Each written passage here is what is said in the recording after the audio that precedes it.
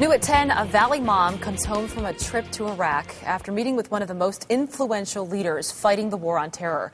Only on ABC 15, Jennifer Parks sits down with this mom who hopes she can make a difference not only for the soldiers, but for all of the American people. More random acts of kindness like this would change our country. Debbie Lee reads the last letter she ever received from her son.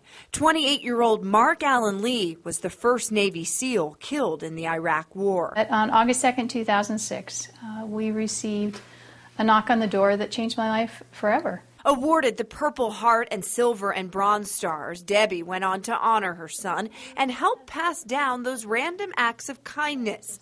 The Surprise Arizona mom started America's Mighty Warriors. The organization reaches out to soldiers, their families, and the families of fallen heroes to thank them for their sacrifice. He willingly gave his life. He stood out in the direct line of fire 3 times that day on purpose to save his buddies. Mama Lee, as they like to call her, has done a lot, from meeting with President Bush 6 times during his presidency to traveling to Iraq. She's going where very few have gone.